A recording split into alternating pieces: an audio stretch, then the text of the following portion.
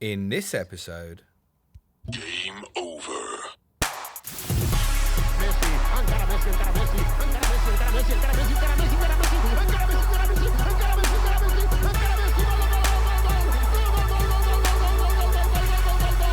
The Fantasy Football Show. Hello listeners, welcome to episode 63 of Planet FPL, the world where everything revolved around Fantasy Premier League. It still fucking does. I'm putting my feet up. My name's Serge. My name is James. And it's the end of the term. School's out. Summer holidays. Game week 38 is over. I hate sun. I hate The warm game weather. is done. The game is done. Here we go. Summer holidays. There was a real emotional kind of outpouring on Twitter over the weekend. You know, everybody's tweets had that real feeling of like, it's been a great season. Thanks for all the pods. Thanks to the community. It felt like fucking someone had died or something. You know, everyone was laying out all of their end of season thanks and praise and appreciation. And everyone was like, this is like going to last about 4 weeks and we're going to be back on this train again. Yeah, basically. It won't take long. Fixtures are out. Is it June the 13th or something? July the 13th is fixtures. No, fixtures Oh, fixtures is June, sorry, yeah. 13th. The game, we don't We know. don't know yet. But maybe around July. August 10th, it all kicks off again. And I have to be honest, mate, I'm pretty meh. You would be. I just had a look at your overall rank. After the end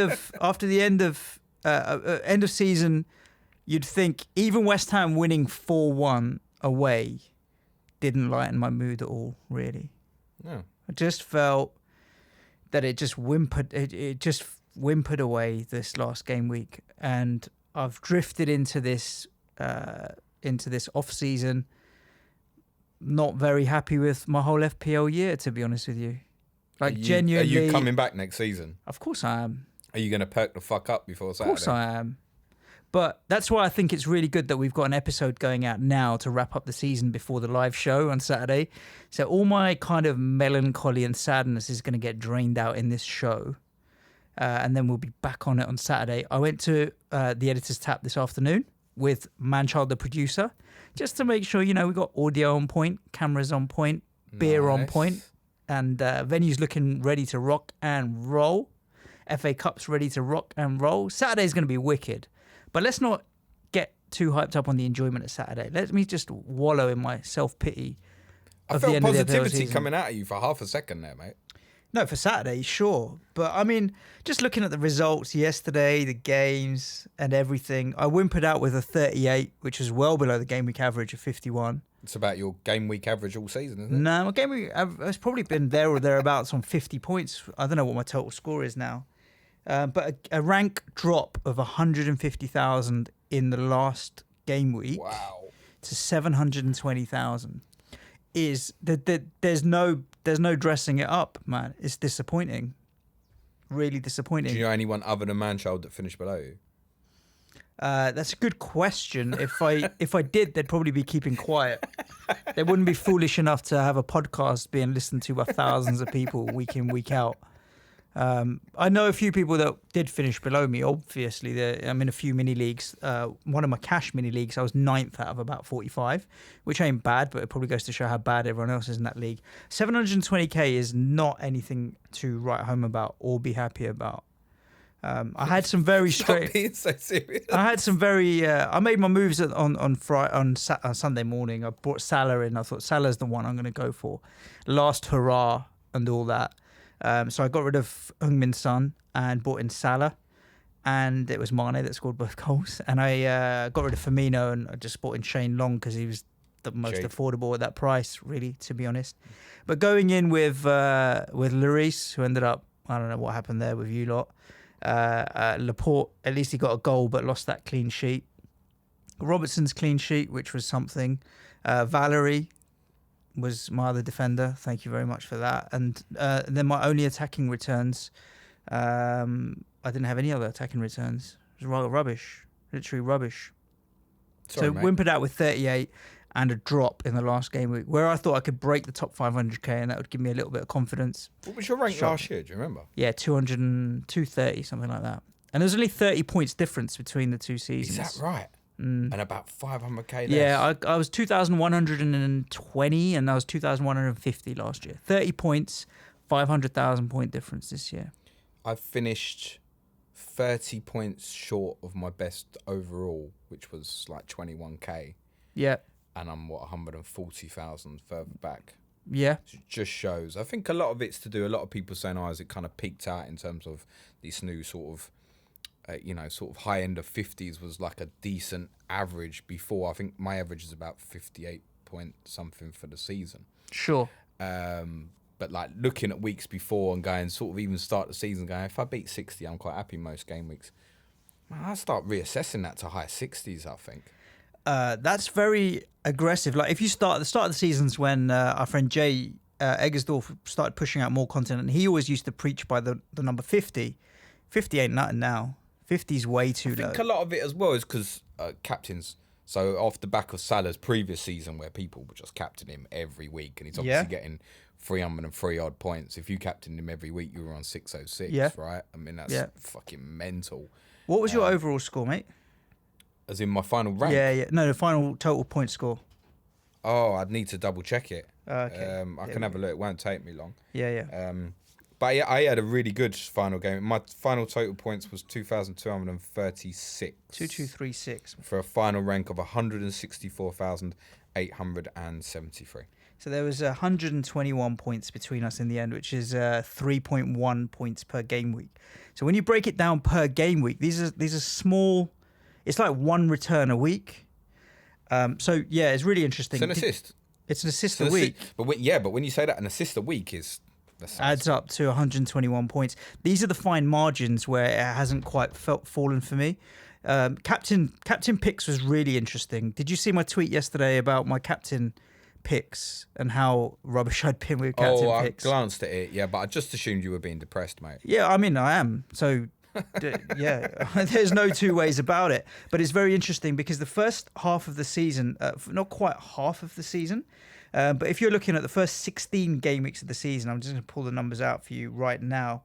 I only blanked 3 out of 16 captain picks in the first 16 game weeks, which is not bad going to get 13 out of 16. And my average captain score was 15.5. In the remaining 22 game weeks, I blanked 15 times out of 22, which my captain then scored 9.7. So you're talking an extra 5 points over 20 game weeks. That's another 100 points. And now it's not an assist a game week. Now we're talking a goal a game week. Yeah. Right? For a midfielder, for example. Exactly. Yeah. So my captain picks really let me down. I mean, to miss 15 out of 22.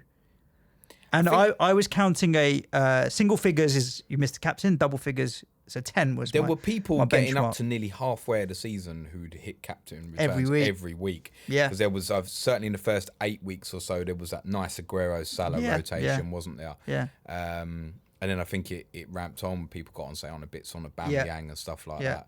So I think my average was very heavily skewed as well. I got more points in the first half of the season than the second. There wasn't a lot in it. From your captain or overall? No, just overall. Sure. Which really, you should get more in the second half. You should have more money in the bank, in theory. Yeah. And you're probably using the majority of your chips in the second half. Yeah. Obviously, I did.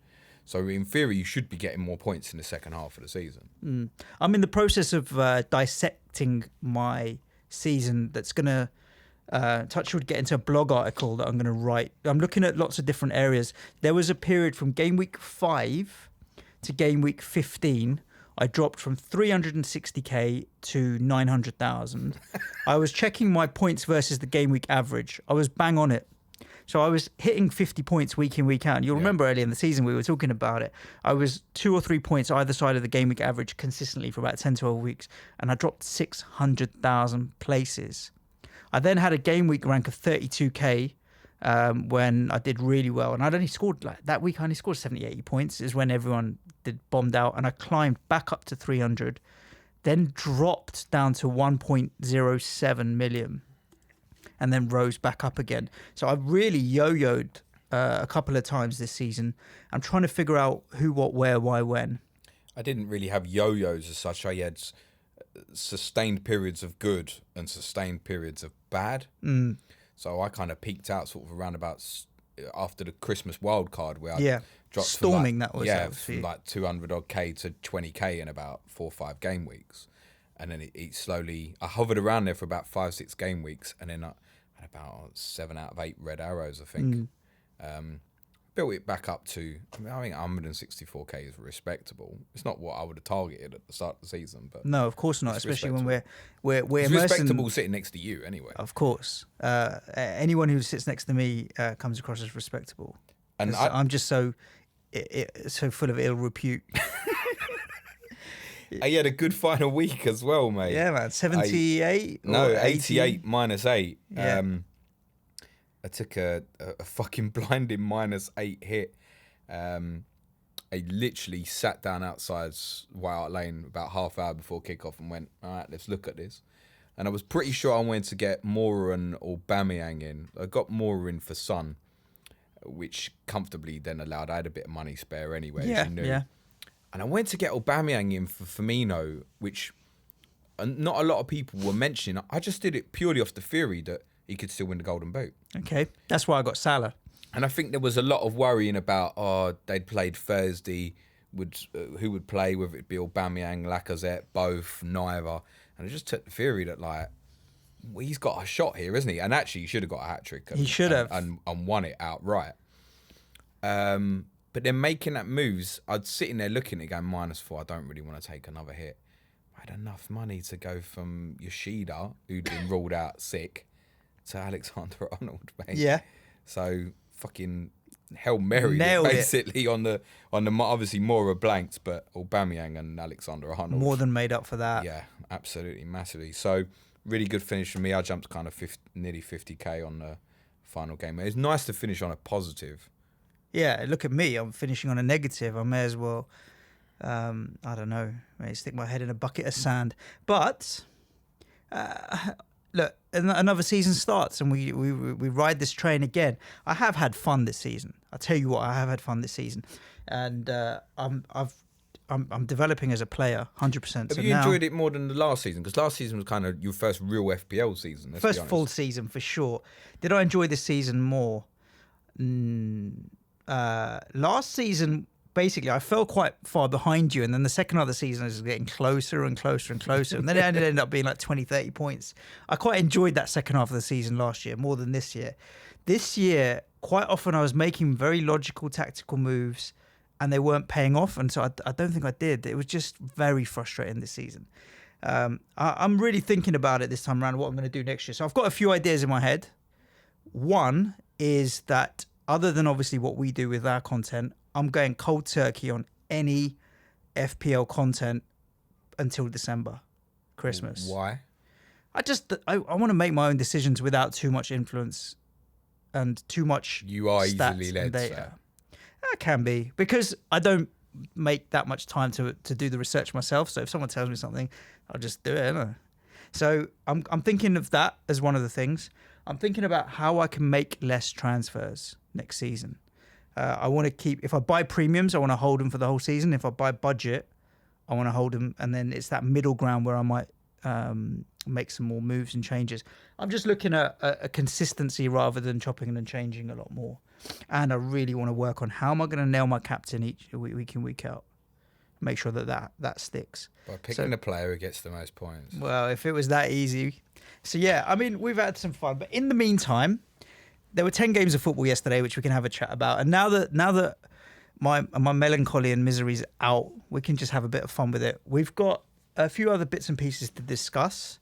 I'll give you a quick rundown on the FBAs I went to at Etihad the other day. That was pretty decent. It was nice to meet a few of the crew there. And we would all like a rundown on Amsterdam. Yeah, buddy! I think you guys getting to the Champions League final It's the weirdest thing that's ever fucking happened ever. has taken even more of the gloss off everything. It really has. Yes. I always support the British club in Europe. But now that both of Liverpool and Tottenham are in the final, I'm definitely supporting Liverpool. Yesterday, I walked out the house going to the game and had my Spurs jacket on. And as across the roads, a black cab pulled up. And he said, well done for winning the Champions League. I was like, oh yeah, great, mate. You'd think like I'd fucking done it myself. Yeah. And then the geezer goes to me he goes, "Oh, I'm West Ham," and I thought, "Oh, this is really weird. Could you fucking hate us?" And I was like, "All right, yeah." I just kept putting my thumb up. I didn't really know what to say. And he said, I know we're not meant to like you, but I was really pleased for you." And I was thinking in my head, what can I say back? Yeah. To say, "Oh, I'm pleased for you for." Yeah, I was just blank, mate. I had absolutely nothing to give. Carpet, mate. I You should have congratulated him on the new carpet, Imagine mate. if I'd said that. Yeah, mate. I'm going to Madrid. Nice fucking carpet, mate. Yeah. So I watched a couple of episodes of Arsenal Fan TV yesterday with DT and Troops. Oh, I didn't watch any of it. So Robbie asked both of them the same question at the end of their 2-3 minute segments, right? And he said, "This was the question. You can only pick one: Arsenal win the Europa League and Tottenham win the Champions League, or Arsenal lose the Europa League and Tottenham lose the They Champions League." definitely both said they'd lose. 100%. Yeah. Straight within seconds. Yeah. Within seconds, it was Yeah. like, I don't have none of that. Let me- lose. And I'm in the same boat. Let me tell you if right we now. Were in the if we were They in the can Europa win League that final- Europa League.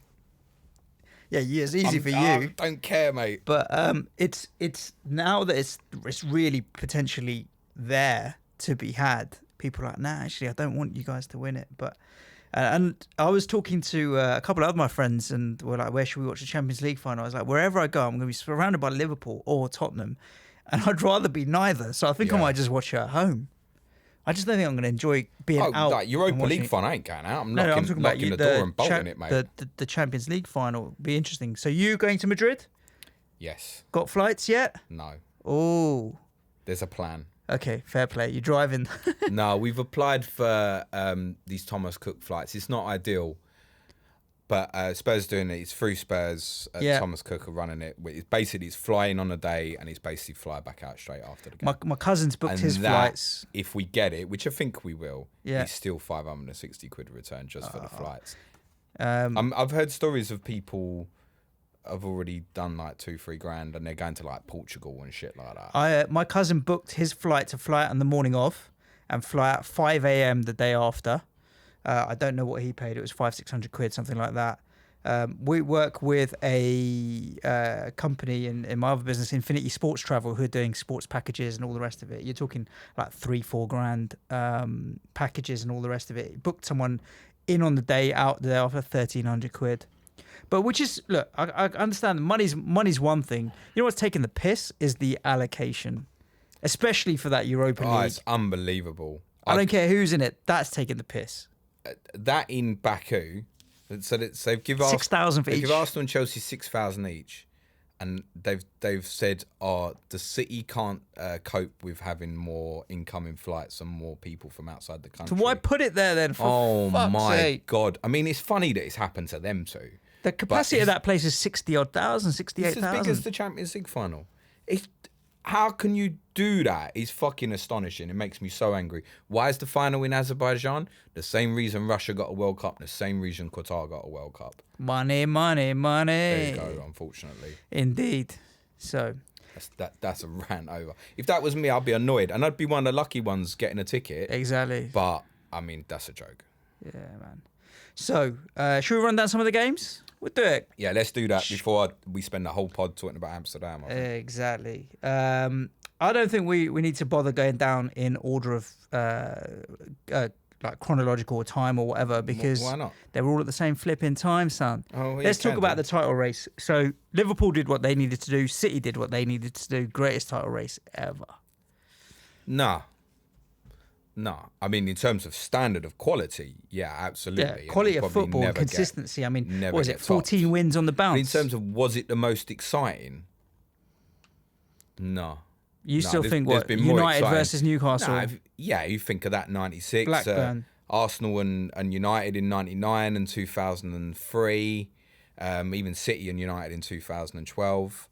There's been more dramatic title races. This was different because, I mean, them two have set the bar so high. We can sit here right now and go, there's only two teams can win the league next year. And it's them two. Because they're not both going to fall off that cliff. Liverpool will know now. I think the problem for Liverpool, and I kind of touched on this either the last pod or the one before, they lost one game, right? Finished on the third ever highest Premier League points total. Didn't win the fucking league. If they lose early next season, does that just become like such a psychological blow early on to think like, oh, we've already lost? Or say, I don't know, if they have 3 draws early on, you start playing catch up, because the standard now is like you can only drop like under 20 points. That's the standard that City are setting to give yourself a chance, basically. I think for City to sustain and do that again with the pressure of Liverpool is almost a greater achievement than the 100 points the previous season, because Liverpool was so fucking on it, man. Yeah, I mean, if Liverpool lose a game early in the season, they'll still be on track to pick up 94, 97 points, whatever it is. It's just the consistency of City. 198 points It's just over 2 psychological. seasons. I remember when they pushed United quite close in, forgive me, I think it was The slip 2000, year. 2009. No, earlier in 2009. They were always behind. Then they won at Old Trafford 4-1. And then I think United lost another game. And United were really edgy at home to Villa when Makeda scored the late goal.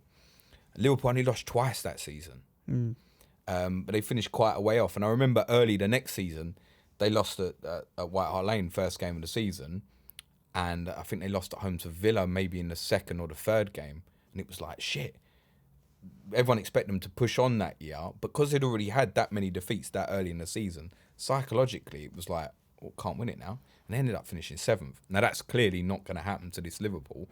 But I'm just saying that if they don't start really well, I just think psychologically it would be really damaging. You can't see anyone else other than them getting close to City. City are only going to strengthen again. That's true.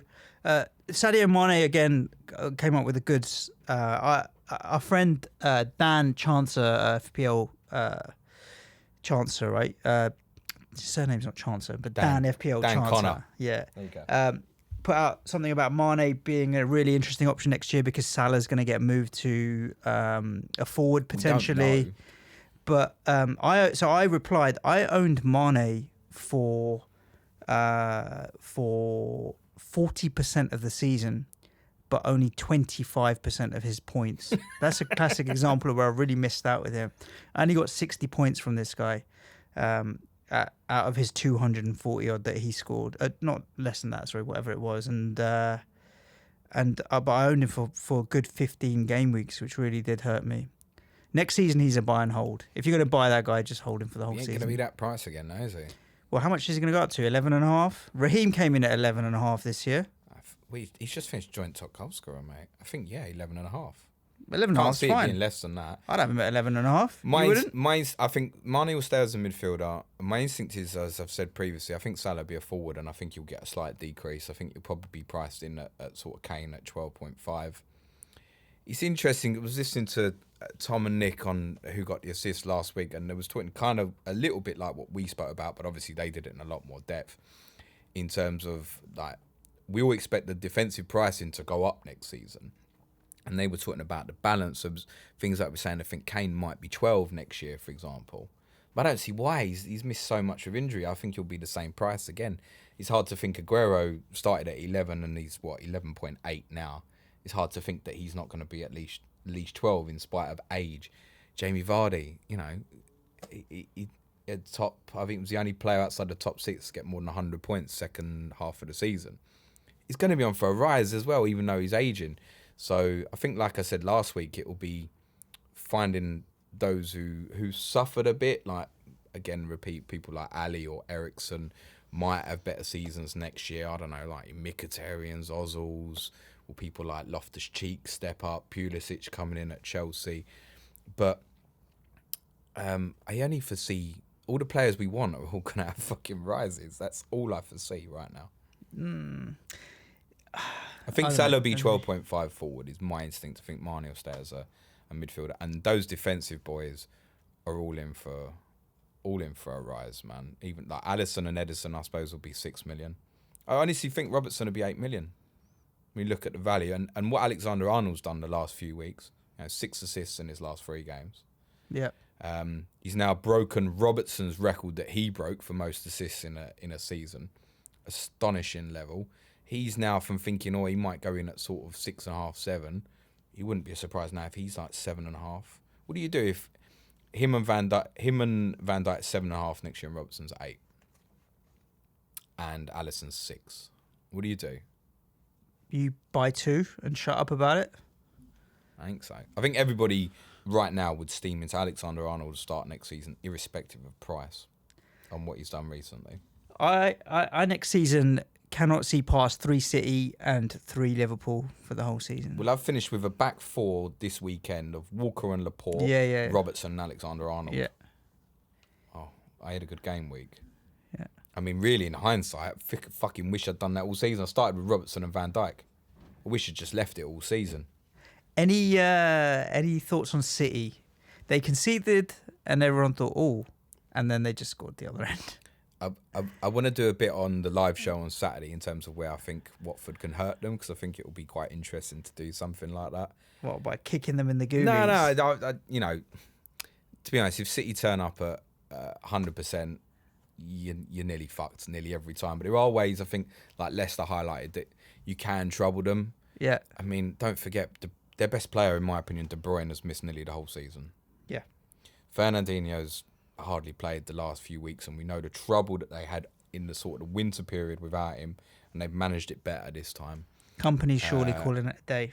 I would have thought so. I said last week, I think, you know, John Stones will get back in that team next season. They'll want to add at left back, particularly. I would have thought. So I think Guardiola's had enough of Mendy. Will Zinchenko be an option maybe next season? He certainly will. He's classified as a midfielder. Will certainly get reclassified as a defender. Leroy Sané would walk into pretty much every other Leroy Premier Sané League team can and come played and play for half my a team. season. Then look at that again. He played Mahrez yesterday, mate. Half a He's season done the Leroy business. Sané did. Yeah. And Bernardo Silva had an absolutely outstanding, particularly second half. Maybe of the not season. From an FPL point of view, but yeah, from No, a in terms footballing of point of football, view. I mean, he's become an integral part of that team now. And I thought this time last year, I said to you about 15, 16 months ago, I said, I don't think Aguero would have been there this season. And he's done the business again, hasn't he? Yeah, there is question marks. Can he do it again? Can he do it Yeah, again? I think with Aguero, just thinking back to, I think Aguero finished on 21 goals. Yeah, only It's one behind. It's 3 hat-tricks in now, Yeah. in home games. So it's only 12 spread across Other the goals. rest. So, yeah, I think for City to go next top level, which for them now, as I said, when they lost to us, they'll get judged on their Champions League performance, is a superstar striker. And I'm not saying Sergio Aguero is not. He is and has been. But I think next step for them is to, I don't know, whether that would be someone like an Mbappe or, I don't know, who would be the top guy there at the moment. A thought for City's opponents. Chris Hughton's gone today. Yeah, sad news that. Originally, obviously, when the statement came out and there was breaking news, it was mutual consent and all that shit. But now it very clearly says on the BBC website, Hughton sacked. Tony Bloom said, yeah. Like, Did he say letting him go? They've let him go.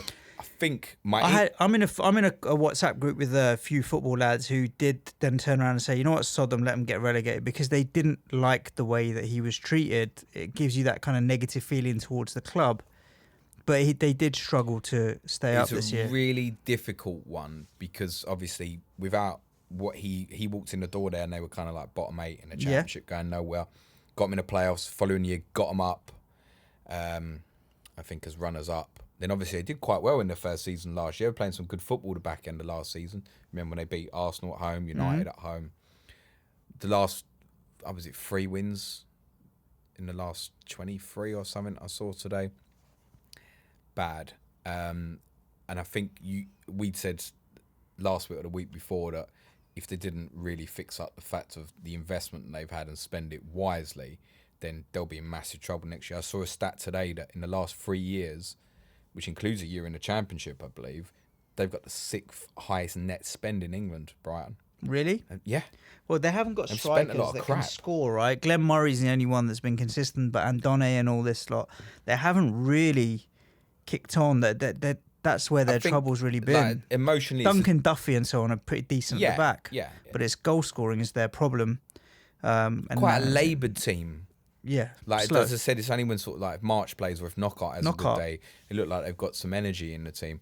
I think though, as harsh as it is, I think this is the right decision for Brighton. Do you think so? Yeah. Are they a bigger club than Burnley? Because look, Burnley. Right, the reason I asked that question is Burnley have stuck with Sean Dyche, even when they've just been above relegation or not or what. whereas Brighton have got rid of their manager. So is Houghton a better manager or as good as Dyche? Are Brighton a bigger club than Burnley? Was this decision justified? The answer 'Cause to your question, Burnley are consistent which now. is the bigger club? Historically, it's Burnley, but in terms of the capability of the two clubs, in terms of where it can go next, Brighton have got far more potential because of the stadium, the infrastructure, the catchment area. Burnley, I've said this before, I don't mean to harsh about it, it's a fucking village. It's remarkable they're even in the Premier League. You know, there's one railway in and out, and they ain't even got a roof, mate. So all Burnley's got is 3 Gregs, and 2 of them are closed. Yeah. It's look, Burnley particularly is remarkable that it's in the Premier League, so I don't really want to be knocking them. Brighton as a club can really move forward. I've said that in recent weeks. Well, let's see who they get in terms of their manager. And talking of Burnley won Arsenal 3, as expected, really. It was for me. I said on the pod that I fancied them to go there and get a few, and it's part why I went with Aubameyang. For Arsenal, it's full focus on obviously The Ropey League. And But trying to Ashley get Barnes the again, Azerbaijan. and see what price he comes in at next season. He's had a reasonable season for a budget. And Chris Wood. Decent for a budget. Yeah, I kind of want to hold some numbers back for the weekend on the 2 of them. Yeah. But Burnley's second half of the Was season it much better. You didn't see the tweet about Chris Wood getting the golden flag? What's that? The golden flag. Well, golden boot, most goals. Yeah. Golden gloves, most clean sheets. Golden flag, caught offside most times. Is this that right? season. You telling me someone got caught offside more than fucking Lukaku or Yeah. Higuain? I And don't believe it was our New Zealand friend Chris Wood. Oh, really? Most offsides? Yeah, most offsides. I saw someone tweeted it on the weekend. There you go. Golden flag. They'll be all right now, Burnley. I think they've gone back to what they're good at. Yeah. In terms of Decent how season. they defend, etc. Look, our friend DJ Westwood, Manchard's friend DJ Westwood, had a decent second half of the He season. did actually. Dwight Tim McNeil Westwood. will be on a few people's radars because he played well. Fringes of the England squad and all that now. I think important for Burnley would be to keep that front 2 and keep them fit together Yeah. for the majority of next season. If they do, it won't be in And trouble. Crouchy. Come on. Want a bit of Yeah, Crouchy in the all right. Premier League next year? Okay, mate. Yeah, sure. No, they've got depth there. I mean, people like they bought Ben Gibson last summer Yeah. from Middlesbrough, was kind of on the fringes of the England Yeah. squad the summer before. He hasn't had a look in. Nah. Because Tarkovsky and me are a solid pairing. I think Charlie Taylor at left back's a good player and will really improve next season. Be interesting. They could pick up, if they picked up like a Carlin Grant off Huddersfield, maybe could be a good deal. Decent fit, maybe. Keep trying. You tried to flog him to Leicester last week as He's well. a good player. He's a good player. He's not better than Barnes or Wood. Talking of Arsenal, who's your money on for the Europa League? I think Chelsea? Arsenal win it. I think so too. I think we were fairly comfortable in the end as well. 2-3 Just nil. think it will come down to 2 things on the day. One, if Eden Hazard does his Eden Hazard thing, which he can do on a good day, then he can win a game on his own. But I think with 10 days break, Arsenal will have a little bit too much intensity for Chelsea. Palace 5, Bournemouth 0. Are we? Is Bournemouth this just 0. Bournemouth 3? Sorry. It felt like Bournemouth 0 for 3. those who got in Callum Wilson. You can't believe no returns there, can you? Sorry, Palace 5-3. This was the end of season. Let's just have a little kick around down the park. A lot of people game, were wasn't it? calling this as the one, and I couldn't really see. Palace has only scored 14 home goals. But they got attacking talent. before the game. Credit to Tom who got the assist, right? Captain Zaha with a hat trick did of he? assists. Yeah, he went last day of the season flurry with Wilf. Now, if Zaha stays, he's a good consideration for next year. And it'll be a similar price. I don't think he'll go up much because he had so many injury I think patches this he's season. probably more one where if he goes, it could well be quite late in the window. Remember, obviously, the window shuts now before the season. If he goes, it's going to be, we're talking 70 million plus, I think, at least. So it's not a deal I think Not an that's easy gonna one be, to just get over the line. Nah, I mean, it'd be so much in terms of agents, bonuses, etc. be involved, and these things get fucking dragged on. So it'd probably be a later move, in which case, who knows? He might be rocking up at Arsenal as a 7 million forward next year. I don't know. I don't know if they'd factor that sort of thing into the price, and they shouldn't do. What, the It's club, got to treat the it on club you its- pay for? We've got to treat it on its merits when it starts, right? Yeah. Especially if they've already been in the game. It's different for players coming in from Europe, but when you've already been in the game, for sure. So there you go. Bournemouth will be a few decent options next season again. Brooks, They're going to go Fraser. up, and Wilson and Fraser. Yeah, Definitely but that gonna makes go King up. potentially I think interesting. One of definitely the lessons for me this season is never own a fucking Bournemouth defender ever. ever. You know, you get asked your lessons. What did you learn this year? I learned that Asmir Begovic is not a good rotating goalkeeper. And I learned in my wisdom that Chris Metham, yeah. It seemed like a good idea with 2 home games over the blanks, but nah, next time I just wouldn't be doing that shit. Nah, definitely not. Wilson, I think it's interesting, right? Because kind of numbers are not that far behind Jimenez. Yeah. And it's kind of an assumption Jimenez would be sort of 8, 8.5, and Wilson would be 7, 7.5. You might find that they're a bit closer. Right? It might be sort of 7.5, 8, maybe between the two of them. Talking of budget forward, so Fulham gives Scott Parker the job, and he repays them with a The Solskjaer special. fucking fantastic performance against Newcastle. I'm happy for Newcastle. Credit to them this season. I think they've really stuck at it and then ended up in the second half, final quarter of the season, really bringing out consistent results. I've got 2 eyes on Perez next season, what price he comes in at. He might be our budget striking star that rises out, and Rondon, either one of those two. Well, Rondon, the problem with Rondon is they need to buy him, right? It's probably in terms of a position of would West Brom let him go? I mean, obviously, if West Brom get promoted, he'll probably just go back there, won't he? If they don't, then I think his performances have been such this year that a few others will have a look, and I don't think there's any guarantee Newcastle will get him. The one I really want to watch for Newcastle in the pricing is Richie. For a couple of reasons. One, he's quite consistent with the odd assist returns on that. And Newcastle do defend better than most bottom half teams. If he suddenly comes back in reclassified, I don't know. It's unlikely, but were he to suddenly sit there at a 4.5 defender, I think you'd have to look, wouldn't you? 4.5 defender, yes. I wouldn't have him as a midfielder. It doesn't interest me. Takes all the set pieces, getting forward. That's a settled system for that now. That sort of 5-4-1/5-2-3 that they play. And he's a regular in there and really important and integral down that left-hand side. He's one I'm really keen to see what happens. My instinct is he'd stay rated as a midfielder at a similar price, is my instinct. Leicester 0, Chelsea 0. I don't know. Move on. Chelsea are going to lose Hazard, right? We're pretty much agreed on that now. I think next year is going to be a challenge for them. With obviously how you're going to replace that when you can't buy anyone. Yeah. Obviously, Pulisic is coming in. I can only speak from my experiences of seeing him that I think he's a top talent, but it's not going to happen overnight. Don't think he'll be an FPL option game week 1, even if he tears it up in pre-season. Again, price dependent, 6 million, 7 million. And there's a lot. I mean, what happens if next season Alonso's back in favour and he's 6 million? Do we all go back? Not again? at 6, mate. 5.5. I can't see him being cheaper than 6. David Luiz, I think they'll all be the same. Azpilicueta, Luiz, Rudiger, Alonso, I think Emerson. So I will just buy Christian fucking, what's his face, Christensen. And Andreas Christensen. Yeah, well, we'll that's just 5 buy mil. him. 4 point, whatever he is £500,000 cheaper than the rest.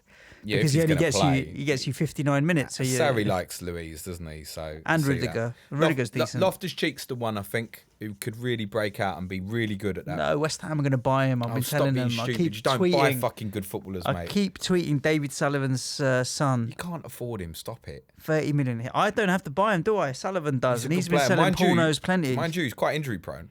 Yeah, we do like a bit of injury prone. I like Loftus-Cheek. I hope we do. I don't know as well. Can they buy Higuain? No, you can't buy players. Can they even get him on loan again? I don't know. Does that mean they're just stuck with Giroud? Giroud was a decent price. So, I mean, there are people back who've been out on loan who could come back, right? So, I mean, if they're stuck with Giroud, I don't know. Do they have to go with Tammy Abraham next year? Is he due back? Possible. Well, he's only on loan from Villa, but he's going to want to play football, right? He's made that very clear. So I think he could have left Villa in January, couldn't he, to go to Wolves, was it, they were talking about? Right. But he knew he wasn't going to play in front of Jimenez, right? So he hung around at Villa. He's going to want to play. I wonder if he could be an unbelievable cheap option next year if he was going to play regularly for Chelsea. They're one seriously to watch with this whole thing of obviously not being able to buy players. And Leicester, if Leicester start really well next season, they could cause some trouble, I think. Yeah, they had a really good end to the season. Brendan Rodgers is going to set them up well. Put it this way. Okay, go on. Put it your way, and then I'm going to ask you a question. Of the team that played for them yesterday, I'd say about 8 of them would improve Man United's team. Well, Man United are in this random twilight zone or something. We'll talk about them when we get to them. Would you buy Jamie Vardy first day of the season, 9 million?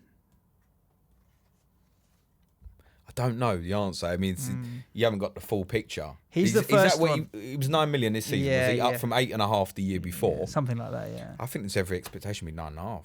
And as I've said before with Vardy, you do feel at some stage that those legs pace have got to thing's go. Yeah, but then you factor in other things like Maddison, more chances created this season than any other player in the league. Yeah. You've got Barnes and Gray who progress, all Brighton's back fit. Getting Tielemans in permanently would help, and Diddy's a good player. The fullbacks get forward. Chilwell and Pereira are excellent. They've got the makings of a good side, and obviously Maguire's got great potential as a centre half. He would walk into United's team. You heard it here. So would them fullbacks. You heard it here first. On Planet FPL, Leicester are going to win the league next season. I definitely did not say that. All I mean is I think they can potentially. If you're saying to me, can Leicester finish top 4 next season? No. Yeah. They might be the most likely to push through and get closer, though, possibly. Cardiff 2, Man United 0. Are we there already, are we? Yeah. They, I think what United fans are most upset about is just that Cardiff were taking the piss.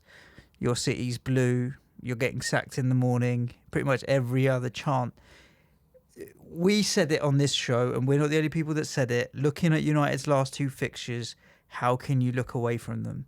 I did. I'm pleased. I stuck with Rashford, and I'm disappointed, obviously, as many are who stuck with Pogba. We didn't see this coming, really. Oh, we didn't expect them not to win yesterday. Or Huddersfield. No, I mean, I assumed it would be a certain 6 points, basically. We've been left roundly disappointed. Where do they go from here? This is the question. Yesterday wasn't even a fluke. Like, on the XG, I think That's what I'm Cardiff were saying. ahead of Cardiff United. It are wasn't taking- even a fluke. Where do United go from here? Oh. Do you think you'll avoid United at the start of next season because of the uncertainty of how they'll turn up? Like, it's hard to see, in terms of you compare Rashford's numbers with sort of this year and last year, Yeah. it's hard to see him getting a price rise, for example. But I'd like him at 7 again, I think. Yeah, That 7, I would have him. That would still appeal to Pogba me. at 8, you'd have. Penalty taker. Pogba would be 9, mate. Yeah, not based on the abuse he was getting from the fans. Well, Did you see that on Twitter? Yeah, I also don't think it probably won't be there. I don't think he deserves that abuse, do you? Oh, I don't know. There's no real don't know. justification abusing anyone, no. but To be honest, the best thing he could have done, I've seen people say, he handled it well. Listen, sarcastically clapping people back, like, you get booked for that on a football pitch, right? Yeah. So if you're going to do that to your own supporters, it's going to keep raining down you. The best thing he could have done, in my opinion, was just walk away. And then it becomes the headline about him again, doesn't it? yeah. I don't know. I think United's problem isn't Pogba. Pogba is a world-class footballer when he's at it and he's got players around him. As I've said, you've got to build around what he's good at. I'd want to see him at 10, personally, playing right off Rashford and let him just go and play where he wants because he's good enough. If you've got wide players who can tuck in, the sort of things that Martial and Sanchez should be, then Pogba should be in his element playing in that position. So you've got to build around that. I think he'll go, is my instinct. And then they've got a fuck ton of money to spend. But They've got it anyway, man. They're rolling in it. the thing is, they can't really now. They're not in a position to attract the biggest names. And it's not just because of they won't be in the Champions League. It's because people look at the team and go, it's not progressing, is it? Like, lad Greenwood played yesterday. He looks a real talent. He was 17. It's going to take a while. There's not other kids that are coming through that are instantly going to make this happen and transform that club. I mean, McTominay had a really good second half of the Yeah, season. he did. He does look a good player. He's a potential to But look for next season. There's too many there who are not United standard. I've seen them getting all watery-eyed about Ander Herrera. Ander Herrera's not good enough for Man United. He's been very good for them. He's not good enough. No. Like, move on for it. His best performances for United were like winding up Hazard and stuff. So United need to add serious quality, and they have to start defensively, by the way. Yeah. I saw Goldbridge said, what was it he said? He sent a tweet out. It was something like, United ended up with five attacking players on the pitch who all come from their academy. But defensively, they'd all come from Poundland. Shite, mate. Jones, Smalling. That's what I said weeks ago. It's not 2011. You know, you need to go and get some proper centre-halves. You should go and bid silly money for Harry Maguire on that and test them. Yeah. Alderweireld. To be honest, I think Alderweireld would be a bad signing for United. Toby on his day is brilliant, and I really wouldn't be surprised if that deal still happens. But it's a short-term fix again, isn't it? Yeah, He's definitely. going to be 31 shortly. Yeah. Get a longer-term solution in. Southampton 1, Huddersfield 1. I'm just moving the conversation on, if you don't mind. I do like a United fan. I mean, Southampton, now that they're safe, have kind of fizzled out a little bit. But Redmond, great goal. And they will be priced, because of the shit start to the season, you think a lot of their players might be priced the same again. Yeah. Ward-Prowse, I'll have a piece of him Hit the bar again yesterday. Every season in, season out. Redmond, good price again for him potentially. There'll be some interesting assets to be had at Southampton. I think with Hassan Hootel for the whole season next year, you don't see them at threat of relegation or anything like that. You think they'll be all right next year, really. Oh, yeah. And whether or not they get Ings permanently or what have you. There's a lot they need to still do, Southampton, with like improve defensively. I think they need an alternative to Ings, because unfortunately he's just not going to stay fit all season. I don't think so. Need to get someone in and support that area. Whether the young boy, is it Femi? Yeah, maybe, or Josh Sims. Maybe Josh Sims is a winger more, isn't he? Really? I wouldn't call him a winger. He's more of a kind of an inside forward / midfielder. Yeah. He's one to watch early next door. But there's a few could well be nicely priced. Like Bertrand might come down to 4.5 if he stays fit. Valerie will be 4.5. Yoshida's been trolling you for weeks, man, but he could have had a skim full of points. Yeah. Tell me about it. I think they need to improve defensively. And don't forget, he's going to want to get his own players in, don't they? But they've got a good nucleus, particularly around the midfield area. They've got a bit of depth there with like Romeo and Lamino. I like normally when I watch him, Ward-Prowse, Redmond, Sims. We've got a good nucleus. They won't be fighting relegation next year. And I think you're right. I think even if you sort of get Redmond, Ward-Prowse at 6 next year. Not bad assets. That's worth looking. I owned Redmond early on when he was 6 a couple of years ago. When who was your man before Hughes? Pellegrino. Yeah. I think it was starting last season or the year before. Anyway, someone said he was going to try him through the middle, and I owned him first day. And he scored opening day and never did fuck all else. Yeah. I do like Nathan Redmond. I keep saying it a lot. Yeah. And Huddersfield, they came back and clawed on back, but I'm not happy about them leaving, because good old club, but out of their depth. Angus Gunn rather did shoot himself in the foot. Boom, boom. Oh yeah, me all week.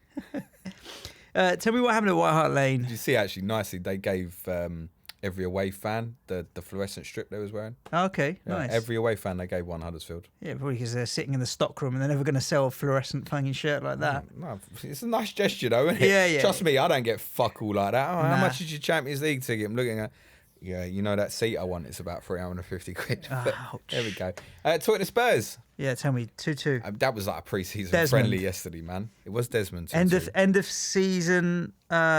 of season schools out or pre-season For friendly? 20 minutes, we played some really good football yesterday. Ericsson played as a central midfielder with Sissoko, and yeah, we were playing nicely. You could feel like all the pressure was lifted off them, and then the game just kind of meanders.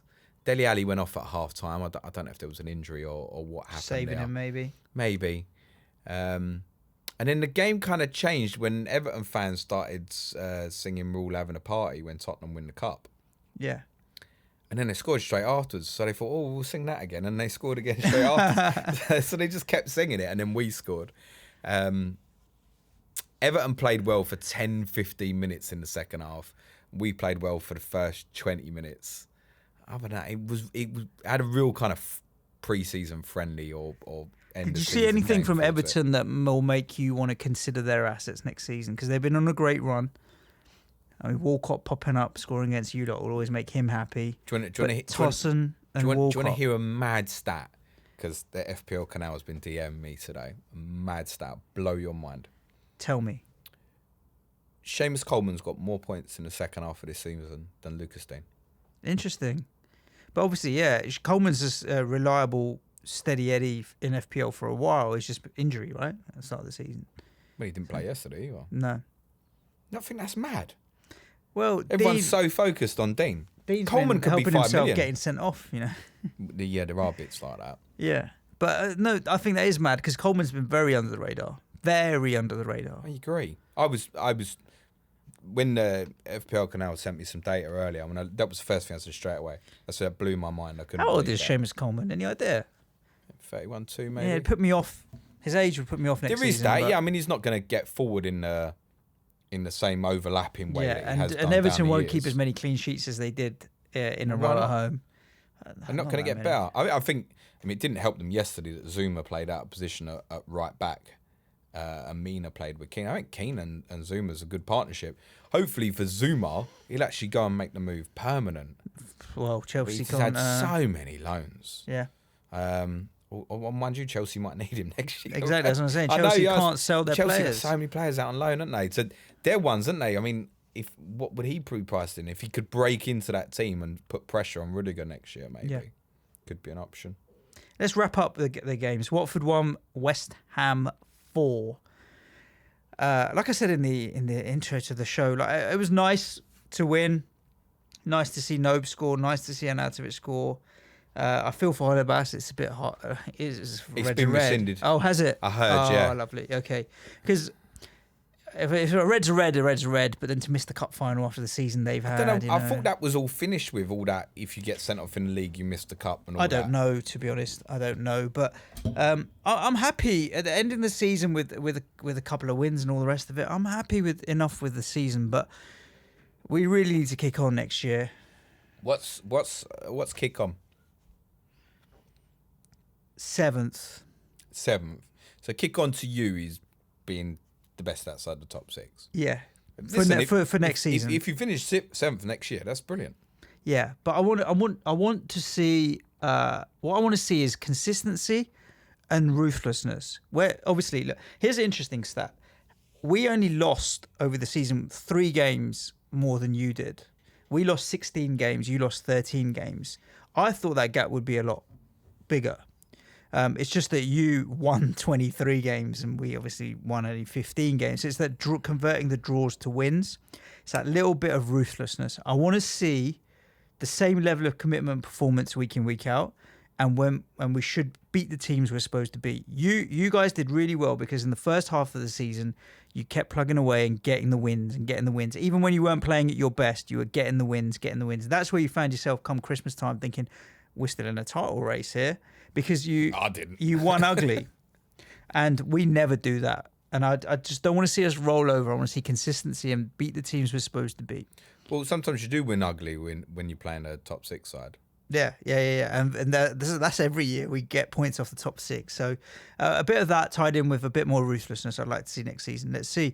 It obviously boils down to whether we keep some of our players in Declan Rice and Marko Arnautovic. If you had to have one West Ham player opening day next season, who would it be in your FPL team? You know I'm going to pick Antonio. Mikey Is it Antonio. I thought you'd say that. Depending on price, he's expensive, 7 million, but he's in the form that he needs to be in. He's terrorising, he's hitting the bar. Like, he's another guy that's hit the bar and post so much recently. I think Antonio's the one at the moment that I would be looking at. Price dependent. I think you're probably right. If Declan Rice is still a defender at 4.5, no, he won't be. Then he would also be well up there. And won't be. Fabianski, if you're looking for a cheaper keeper. Not only will he not be a 4.5 defender, he won't be a 4.5 midfielder. It'd be 5 million, mate. Probably, yeah. So you'd be priced in a position where it's the same with Dyer had that when he moved, obviously, positions for Spurs. Yeah. So no, I think it'd be. You know, week in, week out in FPL, you have the player of the week, whoever scores the most points. So Raheem Sterling's topped it 3 times this season. Like City have had like 30% of them have been City players. Gundogan's been there. Silva, everyone. Laporte every double game week. Yeah, no, he was only once. It was the highest point scorer. Salah won it twice. There's only one other player that won it twice in the season after Sterling and Salah. You know who it was? Snowball, wasn't it? No, No. it wasn't. Who was Declan Rice. Is that right? Yeah, Declan Rice. How the fuck did that happen? Because both games that he scored the goal in were clean sheets as well. So he cleaned up 15 points or whatever for a goal, and being classified as a defender helped him this season. So Basmati Busquets strikes again.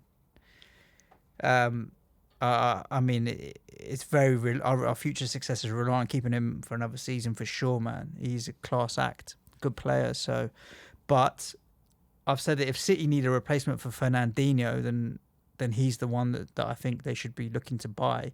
And they got the money to pay us 150 million. I think he would be much better served staying at West Ham longer. Oh, yeah, for sure. He's not got the technical quality yet to play for City. Whether or not he has got it yet, but how do you learn? How do you get better? You have to go and test yourself. Yeah, but he could go there like others have, and I know it's not under Guardiola, but you know, people like Jack Rodwell have disappeared into fucking nothingness, right? In an England squad, you know, he was the lad coming through at Everton who was going to be kind of their Steven Gerrard. Went to City and disappeared up his arse, right? Yeah. And there's others that have happened to who've gone to City. Let's talk about some other stuff, and then we'll answer a couple of the questions on Twitter. Are we doing public announcements? Public service We're doing announcements. Amsterdam. We'll do Amsterdam in a sec. Let me tell everyone about the FBAs. You tell everyone about Amsterdam, and I'll tell everyone about Planet FPL Live. I got an announcement as well. And another one as well. Yeah. Another correspondent. Oh, yeah. Okay. So the FBAs were last Thursday. The Football Blogging Awards. Really good to be a finalist in amongst 15 of the amongst the best FPL content creators out there. Massive shout out to Josh and Brandon, always cheating, who picked up the Judges Award for Best Content Creator, and Brett at FPL TV, who's smashing the numbers on his channel, who picked up the Fans Award. And he's been creating some really good content. What's the difference with the things there? The Fans Award is public vote, and the Judges Award is a panel that pick. So who won the Judges? Always cheating. Okay. Yeah, Brett won the Fans one. Brett won That's the Fans good. one. So there was two awards on the night. You know what we won? Fuck all. Well, I got a pie, mash and peas at the Etihad Stadium with a bit of gravy. Did you see, because Brett tweeted this, going around the advertising board? Yes. Did you see it? I certainly did. And why didn't you take a picture? Because I was having a beer and just relaxing. They think that's But mad. it was really good. You know what? FF Community was there. 35 Who, Hype Train. Ryan was there. The Yerma guys were there. There's a lot of people out from the community, which was really nice. But next year, there's always next year. But people can vote for us in the FPL Podcast Awards, I think. Oh, which are yeah. running on We got a Twitter chance now. to win them ones. Yeah, so Guys, do it. Don't spoil your vote. No. Make sure you do, because I don't even know when that's announced or what or not. I ain't but got a clue. the FPL Podcast Awards, if you search Twitter, you'll find it or see in our timeline. Vote for us there, because that will cheer up the mood. Yeah, we might win that one. Tell us about Amsterdam. Jesus Christ. All right. Can I start? Yeah, go on. I didn't watch it because I didn't think you'd do it, especially at 2-0 at half time. I was out, and so I was on my way home. I got home at like 9:15. I thought, nah. And then I saw 2-2, and I was like, oh, tasty. After the Liverpool, I didn't think Liverpool deserved to lose 3-0 away to Barca. And so over the two legs, I feel like the better team won. With Spurs, I don't feel like over two legs. And that's not me trying to take anything away from you. No, I'm all right with that. But I feel like over two legs, Ajax were the better team. You see this Champions League final, you can't take it away from me. No, mate. exactly. So that's why, I don't know if bitter's not the right word, but I didn't feel like the right result came out in the end. But at the same time, how do you, 96 minutes, how do you explain that shit? Like last minute goal. Because I had the ticker going on BBC Sport. I had in the background 93 minutes, 5 added minutes extra time or whatever. And then WhatsApp group that I'm in with the lads football is where everyone's like, unbelievable. So I hit refresh and you see 96 minutes more scores. I'm like, refresh. That can't be true. Someone spammed it or something. You can't believe it. I didn't get pissed at all.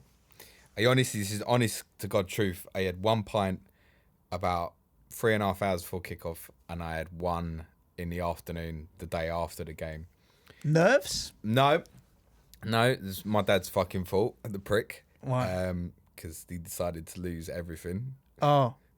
You lost what? Your passport or something? He lost everything but the fucking passport, basically. Thank God.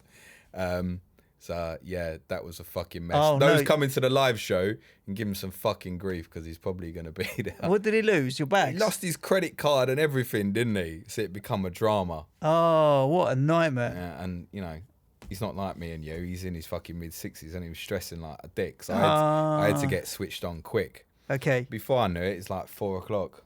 He's hungry.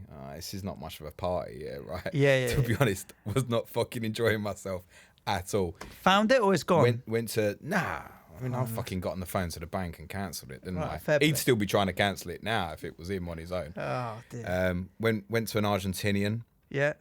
had a beautiful meal, and I ate way too much. Okay. And then, to be honest, I got in the ground and I felt so sick because I'd ate too much. I was like, no beer. I'm just gonna ride with it. And actually, in hindsight, I'm so pleased that I didn't, because everything is so clear Yeah. in terms of the game, etc. So, I mean, it's the maddest city in the world. If you've obviously was there last week. Yeah. It's a fucking nut job, mate. Yeah. To be walking down the street and I'm looking for a metro station in the middle of the afternoon, and all of a sudden you hear, Yeah. and then you look and you're like, oh, all right, babe. Yeah. Do you want to get dressed, love? Yeah.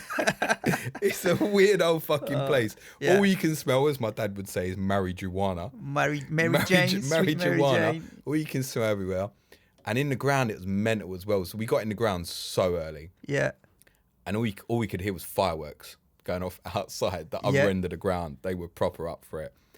And then during the game, everything's in the lead up to the game, they're all bouncing to like proper techno music and stuff, mate. Yeah. That's They the don't damn care. vibe. We come out for the second half, and I tweeted. I was trying to think at half time something sensible I could tweet, because as far as I was concerned, we were lost. So I tweeted, I knew Llorente was coming on. I kind of figured I'd probably know that before the TV viewers would know. So I tweeted and went, Llorente, our saviour, is coming on. Like, you've got to laugh about it. And our players come out, and Ajax kept us waiting about 2 minutes. All of a sudden, over the tannoy, booming, baby, don't worry, about a thing. You would have loved it, mate. And I'm like, Bob what Marley's the fuck killing is it. this? UEFA Champions League semi-final, we're getting absolutely murdered. And they're coming out to jokes with fucking Bob Marley, mate. And then we scored, and then we scored again. I mean, Mora's, the second goal, his touches are incredible. And then straight away it went from we're out to like, we can actually do this. There's like 35 minutes to go. But I'd processed everything in my mind. What the TV viewers won't know, and I don't know if it was like this for the other fans in our end, we never saw the board Scoreboard. in terms of added time. Okay. We never saw it. It actually came up on the screen 5 minutes added on after Mora scored. We had no idea. So in Europe, you always get less time than the Premier League. I thought we had like 2-3 minutes. Sure. Loris comes up for a corner with about 3 minutes gone. Llorente heads out. And to be honest, all the Ajax players are fist bumping each other, high-fiving. They think they've won, mate. Yeah. And I'm looking at the ref when the goalie takes a goal kick thinking, we're just going to blow. And then, obviously, I didn't know till the next day the goal was literally 95 and 1 second. It was, without a shadow of a doubt, the best second of my life ever. Genuinely. Like, I've never seen fucking limbs like that in my life. It was just a car crash. Everybody went mental. When there's a big goal scored, you're like, "Rah!" All I could hear was the sound of basically 2,000 girls screaming. Because it's like, I can't believe it. Everybody was fucking like that. Just lost ourselves. Amazing. And then the ref played another 2 minutes, which was really fucking scary.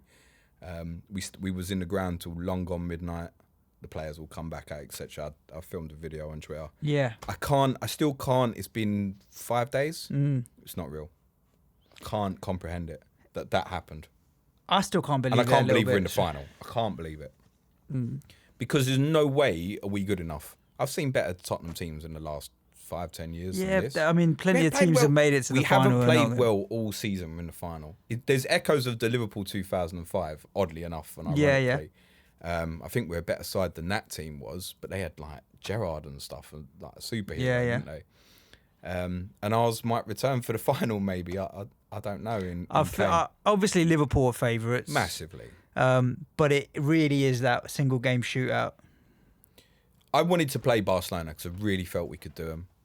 I'd seen enough in the 2 games that we played against them to know that we never had Son in the first game at Wembley, and then obviously I know they were weakened in the second leg, but we played so well in the new camp to know that we could frighten them with the pace of like Son and Moura. Liverpool have lost 1 league game all season. They battered us at Wembley earlier in the season, and although we could have nicked the game at Anfield, they should have had the game wrapped up long before that, really. We're massive outsiders. I think both teams have looked like they're probably going to go into it nearly full strength, which just makes them even stronger. I thought Robertson was going to be out for 3 fucking weeks. He played at the weekend. Don't know what that was about. I'm just delighted that we're in it. To win it is still unthinkable because I can't comprehend that we're even in it and how I'm going to get there and all that. Mad. Enjoy it when you do. I'm definitely going to enjoy it because I'm not stupid enough to think this is going to be a regular occurrence. It will probably never happen again. Indeed. What do you want to talk about next? Planet FPL Live is this Saturday. It For is. all of you that haven't seen on Twitter or haven't listened, in London this Saturday, which is FA Cup final day, 18th of May, we are doing our first ever live recording of a podcast and FPL meetup, followed by the FA Cup final. The Editor's Tap in Chancery Lane. I went from Chancery Lane today. It's quicker than Holborn. I told you that. All a 5-minute walk. So the doors open at 1. We're going to be recording from 2 till 4. Some special guests and all the rest of that planned, and live Q&A, food and drink on tap there, followed by the FA Cup final at 5 p.m. It's going to be really, really good. Tickets are only a £5, which includes a free drink. It's not to make money; it's to regulate the number of people. No, we're by the way, we're definitely losing money on this event. Yeah, for again. sure. We've got 60 people already confirmed, so we want to keep it to like 80, 90, something like that. We'll be tidy. We'll have plenty more booking this week, and it's going to be a real good meetup. So if you are listening to this, not sure what to do with yourself in London on Saturday afternoon or travelling in, please do come and join us. Just on that, I remember obviously before we went to the Cheaters gig when they came over. Yeah. There's a little bit of apprehension in terms of what are people going to be like. And Yeah. listen, you know what the community's like. 95% of the people are friendly as fuck. And when you meet people from the community, they are all like that as well. So Everyone's really good. I'm telling you, come and you will make friends. If you're in London this Saturday and have got no plans, like even if it's not for us, come and be a part of the community and meet people and share ideas and argue about what price TAA will be next year. Exactamundo. And so, yeah, that's all linked up on Twitter. You had one other announcement because we've got 3 Twitter questions that we're going to do. We have a new correspondent? Another Planet FPL podcast exclusive. Tell me. I would like to introduce you to our new Chelsea correspondent at Rotation FPL. Oh, fair play. Do you know him? No, but it sponsored me on the marathon, and also so we had some email chat after did the ya? marathon. Yeah. That's good. Rotation FPL. Entered the Haven House mini league and all that. Yeah, he's really good lads. Is Ted. You'll get to know him. I hope the response is as good as it was for Foxy. yeah, like incredible. The amount of follower jump he's had since we announced on the pod, and I tweeted it on Friday. So don't worry about writing down his. I'll tweet at Rotation FPL out again on Friday and introduce to the community. Our Liverpool correspondent is also confirmed.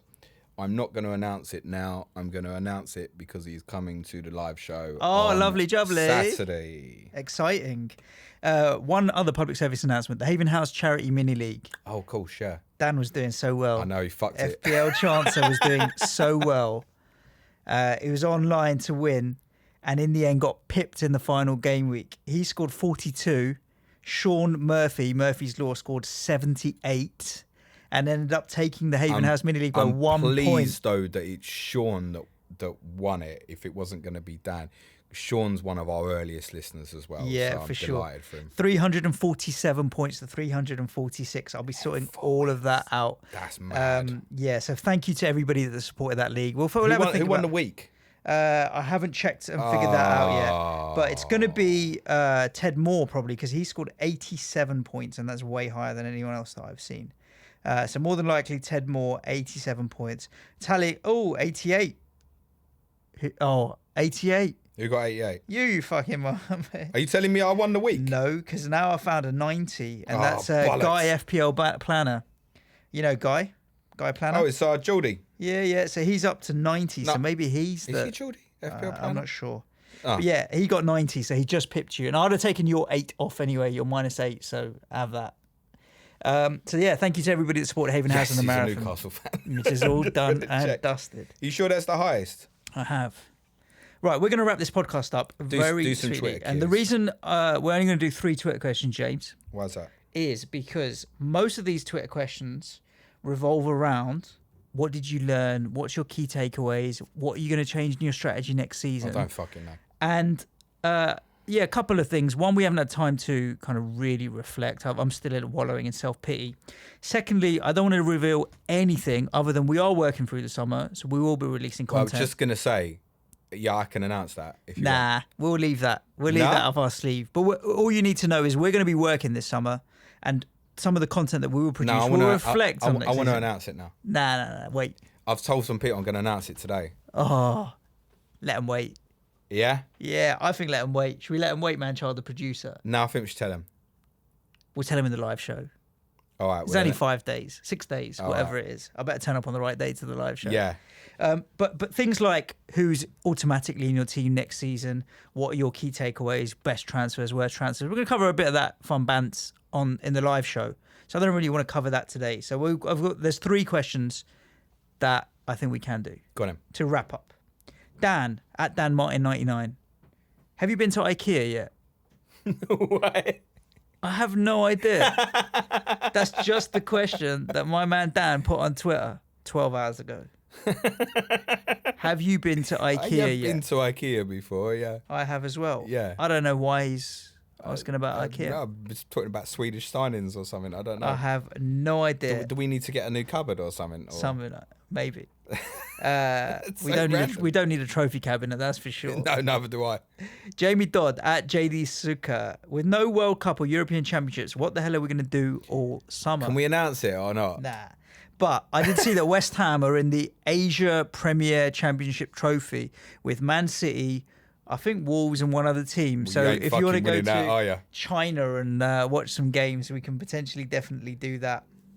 And the last question that we're going to end with, which I think is quite a good one, all things considered the same, all prices considered the same, top 3 auto selects for next season. But Go. At same prices. Same price, same position, because we don't know, right? So But they won't be. doesn't matter. Just have a bit Robertson, of fun. Laporte, Alexander-Arnold. Robertson, Laporte, Alexander, straight in. You're going in the defence. They won't be, though. I'm taking. I'm telling you that in 2 months' time, we'll be looking at people like Joe Gomez, Of course. John Stones, trying to find the alternative. But and I'm trying to cheaper way. make the question sensible because we don't have that information. I'm taking Trent. I'm taking Gylfi Sigurdsson, and I'm going to have Sadio Mane. Those are the players that I'm going with 3. It's interesting. We both had double Liverpool. I think Liverpool are going to be real key to have triple next season. I don't know if they can. I don't see the majority of them being able to match the points of this season, next season, is the only thing I'd say. And what is kind of handy with them is we've almost narrowed it down to. Basically, there's only 7 players to choose from, right? Yeah. If you want to include Firmino, who's the. But he has his Not as moments, doesn't he? He does. Salah, Mane, and then you've got Van Dijk, the fullbacks, and the goalkeeper. So that's it, man. That's it. Manchild, do you mind if I unplug this mic? Because I want to do a mic drop because it's the end of the season. Mic drop. Mic drop, I'm out. He's crying because these are like these expensive microphones. So Have we got microphones for Saturday? we're all sorted. End of the season, James. Let's wrap this up. We're still working, and as much as everyone's having their emotional heart pouring. We're going to be thinking long and hard, ready for next season. We've got the live show coming up and other things planned. Am I right in saying that Saturday will be released as a podcast as well? Correct, Mundo. Okay, cool. We're figuring out the live streaming situation and all that other stuff. But yes, we will be releasing it. So that's it. Listen, we've got to say thank you to everybody for listening. There's one more thing.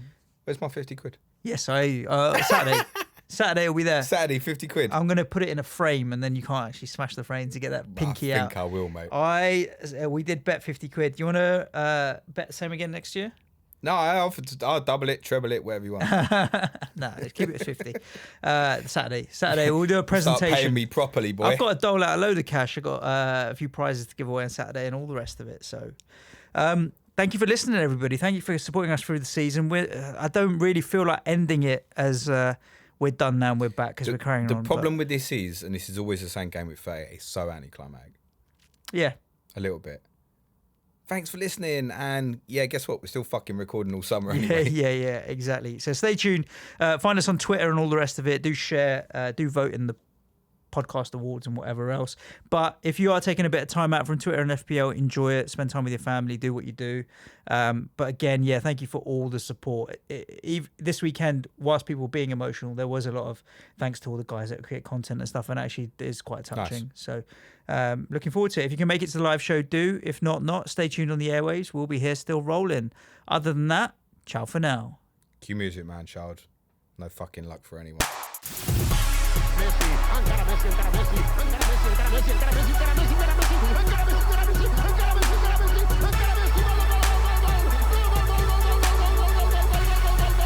The Fantasy Football Show. In this episode, man-child. Stop being a dickhead. Why you being a dickhead for? Stop being a dickhead.